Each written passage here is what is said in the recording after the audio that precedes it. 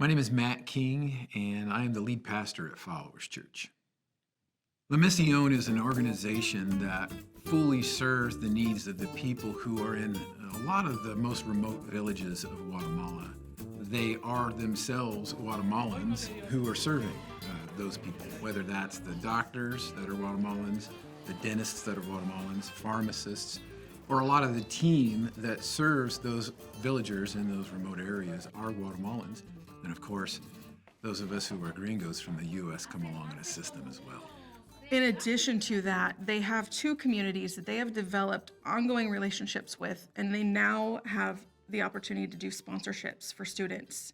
So they are serving those students and the students' families year-round with school supplies and shoes and food, and a better education. The kids get breakfast and lunch at school, so they're getting more nourishment during the school year, and then they also get food provided to the family during the months that they're not in school. So they're impacting year-round, not just when they have teams come down for clinics, in a lot of different ways. There are even programs that they have for children or prayer. But then outside of that, there are times where there are different initiatives that are taken within each of these villages to build things for them that will serve those villages. For instance, a better kitchen has been built in a couple of different villages. Or at times, it's just improving the overall schoolroom or facilities that they're using as schoolrooms. And indeed, at times, there have been homes that have been built for people inside of these villages for the school leaders or for those who would be considered the village leaders. So the trip to the villages from the city is usually a caravan of several pickups loaded completely with all of the equipment, all of our luggage. The gringos, they pack into a 13-passenger van with more luggage and equipment and backpacks and all of that, and we make the trek across the country from the Guatemala City to the Atlantic Ocean side. And that takes, like I said, anywhere from 6 to 8 hours, but it's on a very narrow highway in places, and you're traveling alongside semis and cars and all sorts of produce and wild animals and farm animals, and sometimes there's traffic, sometimes there's an accident. So there have been years where it took us 12 hours. We had a team that I think it took close to 20 because of road closures and blockages. So that trip in and of itself is an adventure. When we get to what we call the hot place, that's where the villages are. We stay in a city, a port city, and then we drive by truck. And the transportation in the trucks is either the back of the truck, standing up, or sitting on dirt roads, bumpy and hilly. And there's one village in particular that we can get to by boat, and that's a very beautiful 20-minute boat ride across the bay. We've seen dolphins twice now on that drive. We've also seen floating plastic chairs and trash, but it's beautiful, and it's a beautiful way to approach the village.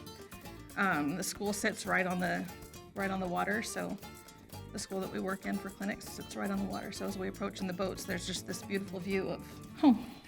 When working in Guatemala, particularly in these villages with the children, a lot of these kids are looking at us as gringos, first and foremost, as they are excited. They oftentimes have already heard stories about why we're coming and what we're going to be doing there. So we're met with friendly eyes. We're met with a lot of curiosity. And then, of course, once they've gotten to know some of us because we've returned to their village year after year, a lot of relationships have become developed with them to the point where now it's not just names that we know, it's stories and really what their family story is all about. My favorite part about arriving in the villages is the kids, especially when they come running up alongside the trucks. Hola gringo, hola gringo. They're usually just so excited we're there. And then as we get out and start unpacking, a lot of the people in the villages will rush up to start helping. And that's really beautiful to see because it just shows how grateful they are that we're there, and they're welcoming to us. They're smiling and hugging, even though we often don't speak the same language. The communication barrier honestly isn't much of a barrier. The villages speak Quechua, which is a local Mayan dialect. Many of the villagers speak Spanish, but most of them, their main language is the Quechua. And then we have translators. The Guatemalan team, almost all of them speak at least some English, and they can help translate. Some of them know a little bit of Quechua. We usually have a local person from the local village who is there helping. And they know Spanish and Quechua because the kids are learning Spanish in school. So the kids come up and want to practice their Spanish. They want to practice their English words. But everybody can smile. Honestly, I think the most impactful thing for me is going back to the same village year after year and seeing the change in just the hope of the people. When we arrive, they're so grateful because they know that we're bringing medicine and supplies, but they also know that we're bringing people who will pray with them and listen to them, and they've seen the life change in other people from their village, and so they're excited to come. Sometimes people come from other villages because they've heard about it and they want to experience that too. I think it's just the hope that you see in people's faces. My emotion when I leave Guatemala, for many years, especially the first several years, it was I didn't want to leave. I wanted to stay. It felt a little bit like my heart was breaking every time I left. And then we had this opportunity where we got stuck. There was a hurricane in Houston, and we fly through Houston, and we got stuck in Guatemala an extra 8 days. And we got to experience so much of the country that we would not have been able to experience because of that. It was amazing. And ever since then, I don't come home sad to leave. I come home excited for the next time I get to come back. The lasting impacts that we have seen in these communities where we are serving, in these Guatemalan villages in the jungle, by returning year after year after year, has been immense.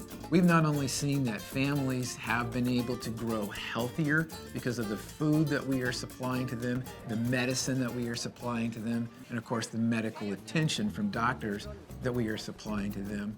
But we're seeing from a spiritual standpoint that a lot of these people they're coming to Christ. Some of them are finding reconciliation with loved ones who have been abusive in the past in many ways.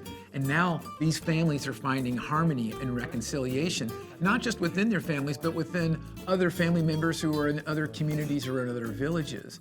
And so the impact isn't just in a mental or a physical sense. We're seeing families being changed over the years in a spiritual sense.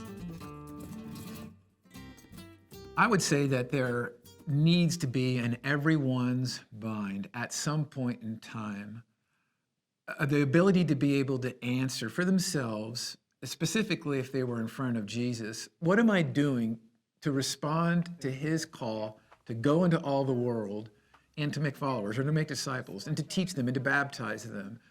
What in my life is evidence that I've gone and done anything like that? Is there any evidence in my life of that? In my community? Is there anything in my life associated with my church? And then obviously, is there anything in my life associated with going beyond that to now into a completely different people group in the world so that I might know what God's definition of the world is? Well, for me, I would say that it always starts at home. But if a person is looking for an opportunity to be able to go and do something in another community, in another part of the world, La Mission would be one of the greatest places to do that, because no matter what, you are always surrounded by people who genuinely know and understand how to reach you as an individual and show you the kind of love that God is wanting to show you. So they don't just see the Guatemalans as their target to show love, as missionaries do. The truth of it is they see the United States of America as their primary target as well. And that they have done so much mission work in order to bring people who are a part of the United States of America to a place where they better understand truly what God's good news really is all about.